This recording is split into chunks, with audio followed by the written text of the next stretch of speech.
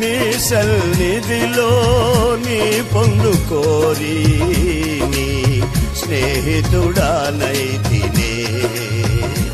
ఆహ నా ధన్యత ఓహో నా భాగ్యము, ఏమని వివరితును ఏమని వివరితును.